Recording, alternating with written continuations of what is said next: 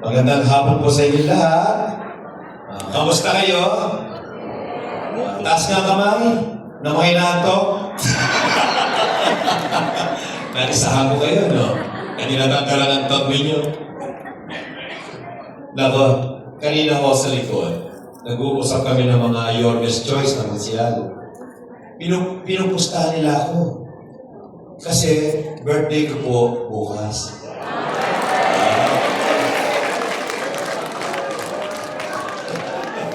Sabi nila sa akin, JTV, pustahan lang tayo, total birthday mo bukas. Sabi niya, gusto mo ba may panghanda? Oo ba, wala akong panghanda eh. Sige, pupustahan ka namin.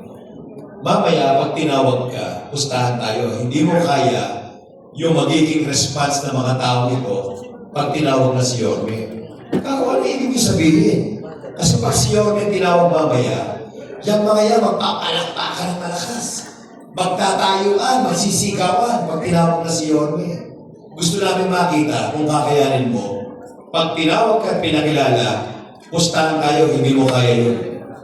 Sabi nila, hindi raw kayo papalakpak, hindi raw kayo sisigaw, hindi raw kayo tatayo. Sabi ko, pag nagawa ko yun, sagot namin ang damo bukas. Eh sabi ko, sige Col, ha? Uulitin ko ha? Susubukan natin. Chok, ulitin mo. Mga minamahal kong nanay at tatay, palapakan po natin ang ating multi-awarded counselor. Palapakan po natin ang batang kanina sa balo, Congressman Joel J. TV Villanueva. Sa balangayan, uusutin tayo sa kasiyahan. Nakakatuwang pakilig pa premyo sa syudad o ng batang kali. Ang tingnan sa larong kalsada, mga mahusay mag-shoot ng bola. Bigay Ako ba hamunin ng mga ito? Hindi nila alam, eh mga kasolang kapitbahay ko ng mga ito. Sol 44. Oh. Eh paano yan? Paano? Eh naman ako kayo nahamon ninyo eh. Okay, eh pinapasyalan namin kayo. Pero alam po ninyo, seryoso, habang pinapakilala po isa-isa sila, pasilip-silip ako doon. Nung tinawag si Doc Alvin, nakikita ko kayo, gumagano kayo. Okay na itong doktor nito. Boboto namin. Tinawag si DJ Warachi. Okay din itong Bombay nito. Iboboto namin. Tinawag si Bagay. Hindi tao. Hindi hayop. Bagay. Pwede rin pa rito. Si Eunice Castro, parang mga kabataan. Pwede magpatuloy ng mga programa ni JD. Si Atty. Lady Ginos, ay kailangan namin ito mabuo. Sigurado rin ito. Huli-huli, si Rino Trentino. Akala nyo kung magsalita, nasa Plaza Miranda. Palapon niyo! Sabi, pwede ibalik ito. Kinabahan tuloy ako ito. Nakabahan ko dito sa mga ito. Mga Zone 44 ito eh. Alam niyo naman, naging kagawad ako, naging chairman ako sa Zone 44. Sabi ko, pag ako na magsasalita, kailangan galingan ko. Para makita ko, nagkagano na din yung mga ito. Kaya ngayon, susubukin ko makumbinsi kayo, ha? Una-una, pinapakilala ko, sabi, ang susunod na congressman. Nandito yung barangay 47. Sa'yo mga barangay 47 dito? Mga kapitbahay ko. Diyan ako nang natin ng bata eh. Sapagkat 10 years old ako, diyan ako nakatira sa 333 Vicente G. Cruz. At sunugan ng bahay namin, sunog lahat. Sabado de Gloria, alas 10 ng gabi. O kaya diyan ako nagsimula. Ngayon, sabi ko, congressman. Eh, isa lang ang iboboto ninyong congressman. Hindi kagaya ng konsihal, 6. Pag nakonsultahan niyo ako, may 5 pa. Eh, hindi na ako tatakbong konsihal. Tapos na ako. Congressman na, ibig sabihin hindi sa lang. Pag meron kayong binotong congressman, kunyari lang, sa mga oras nito, hindi niyo pa ako konsulada. Hindi niyo pa konsulada ang kapitbahay niyo. Meron kayo naiisip na iba. Pag binoto niyo yun, wala na kayo mabotong congressman. Pero pag ako ang napili ninyo, binilugan niyo, hindi niyo na rin maboboto yung mga kalaban ko. Tama? Kasi isa lang.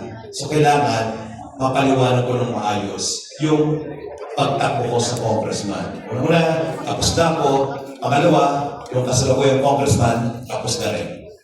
Pangatlo, nakahanda ako sa posisyon ito sapagkat ang posisyon ng congressman ito ay magtatrabaho sa tinatawag na Batasan Complex. Batasan Complex. Ibig sabihin gawaan ng batas. JTV, sige nga, para makumbinsi mo kami.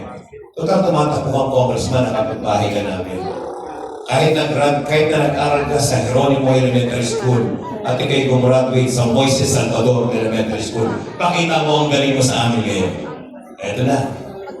Yung mga hawak niyong pamaypay, may hawak pa kayo. Nakasulat dyan, huwag iwawala. Nandyan ang mga batas na ginawa ng inyong konsehal JTV Villanueva. Isa sa mga batas na yan na nagnanais na maging maayos, malinis ang ating komunidad. Bawat isa sa atin dito may tinitirhan, inuupahan man, pag-aari mo o nakikitira lang, ang mahalaga meron tayong lahat inuuwi ang bahay. Ibig sabihin, sa harapan ng bahay mo, meron kang tapat. May tapat kayong bahay. Gusto ko maayos ang kalinisan. Sapagkat ako naging barangay chairman ng barangay for 30 years at naging barangay kagawad ako for 3 years. Gusto ko maging malinis ang barangay. Kaya naisip ko nung naging konsyal ako, ipasa, pangunahan ng pagpasa sa isang ordinansa na ipasa sa Luzon ng Maynila na tinatawag na tapat ko, linis ko ordinansa. At ang gumawa ng batas na yan, taga District 4 Manila, si Councilor JDB Villanueva. Isa. Pangalawa, may mga kaibigan kayong bakla, tomboy, kapitbahay, kakilala, o nakikita ninyo. Ngayon, may batas tayo sa Luzon ng Maynila, may tinatawag na Anti-Discrimination Ordinance. Hindi dapat sila dinidiscriminate dahil sa kanilang pagkatao. Bakla yan eh. Bawal ka dito. Walang ganon. Nagkaroon ng matibay na batas sa Luzon ng Maynila at ang gumawa ng batas na ito na naipasa sa Konseho ng Maynila, taga District 4, kapitbahay ninyo, si Councilor Joel JDB Villanueva. Dalawa, zoning ordinance. Gusto natin maayos ang ating Luzon. Ibig sabihin, makategorize natin ang maayos ang bawat lugar sa atin. Sa ating lugar sa Zona 44, ito yung purely residential. Ibig sabihin, hindi pa pwede maglagay ng isang business or commercial establishment sa ating barangay sapagkat ito yung purely residential. Kailangan nilang kumuha ng exception kung magkakaroon dyan ng business establishment sa inyong lugar. At yung zoning ordinance na ginawa nito, ang nanguna sa paggawa nito, konsihal ninyo, si Konsihal Joel JDB Villanueva. Maganda ang pader mo, bago pintura, inayos mo sapagkat gusto mo maging kaaya-aya. Pero pag-isip mo, nakita mo meron na nakasulat sa pader mo. Binandan. Kaya nagkaroon ng anti-vandalism ordinance ng 2019 at ang gumawa ng batas nito, kapitbahay ninyo, si Councilor Joel JDB Villanueva. Lahat kayo dito ay senior citizens. Kayo, bakit hindi ito? Baka naiisip niyo, ay, yung kapitbahay namin na yan, ang programa lang, puro basketball, volleyball, zumba. Kasi siya ang founder ng magbola o magdroga. Hindi po totoo yun. Para malaman ng mga senior citizens na kayo mahalaga sa dating barangay gagawa nito, sa dating barangay chairman na ito, doon nabigyan ako ng pagkakataon.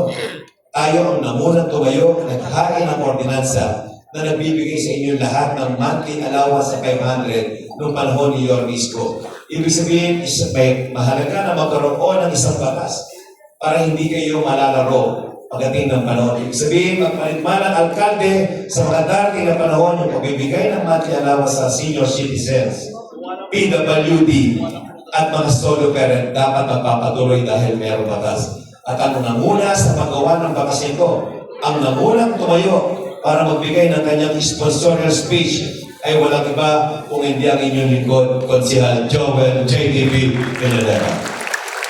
Magaling pala itong kapitbahay natin. Kahit graduate ng Moises Salvador Elementary School, abay, maraming batas na nagawa kapakipanginaban.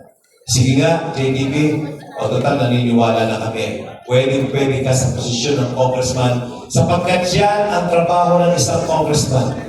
Ilagay nyo na sa inyong sarili na lahat kami tumatakbo ay nakatulong sa inyo, pero ang pinaka-dapat ninyong susuriin, sino ang pinakahanda, sino ang may resibo, sino ang nakagawa ng pinakamaraming batas sa Luzon ng Maynila sa mga tumatakbo ito.